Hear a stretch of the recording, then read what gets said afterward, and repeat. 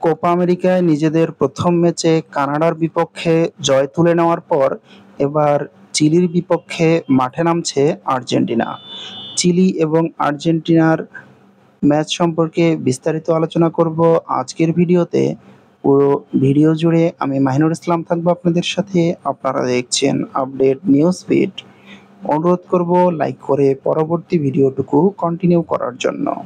নিজেদের প্রথম ম্যাচে কানাডার বিপক্ষে সহজ জয় পেলেও চিলির বিপক্ষে জয়টা খুব একটা সহজ হবে না তিনবারের বিশ্ব চ্যাম্পিয়নদের জন্য।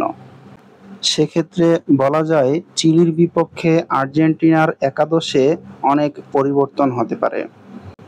আর্জেন্টিনা এবং চিলির পরিসংখ্যান দেখলে দেখা যায় আর্জেন্টিনার থেকে অনেকটাই পিছিয়ে রয়েছে চিলি। আর্জেন্টিনা এবং চিলি মোট মুখোমুখি হয়েছে ৯৫ বার। ৯৫ বারের মুখোমুখিতে আর্জেন্টিনার জয় ৬২টি ম্যাচে এবং চিলি জয় পেয়েছিল মাত্র ৮টি ম্যাচে।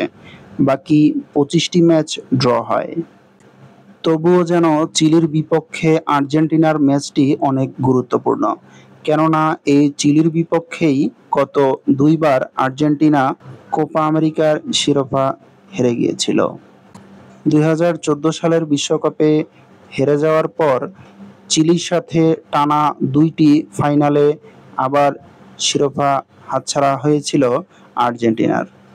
সেক্ষেত্রে বলাই যায় র্যাঙ্কিংয়ে যতটাই পিছনে থাক না চিলি, আর্জেন্টিনা কোনো অঙ্কে ছাড় দিবে না।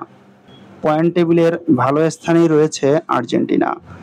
আর্জেন্টিনা প্রথম ম্যাচে কানাডাকে হারানোর পর গ্রুপের অন্য ২ দল চিলি এবং পেরু তাদের ম্যাচটি ড্র করে।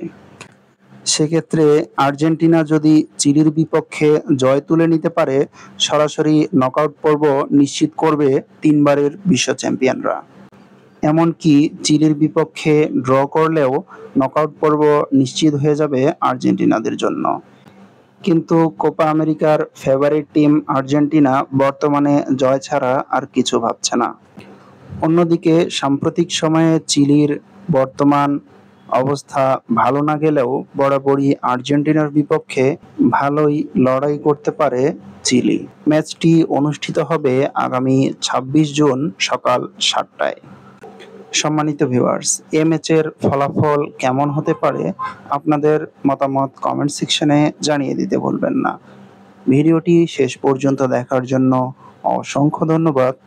খেলাধুলা বিষয়ক সকল আপডেট সবার আগে পেতে আমাদের চ্যানেলটিকে সাবস্ক্রাইব করুন এবং আমাদের ফেসবুক পেজটিকে ফলো করুন। আল্লাহ হাফেজ।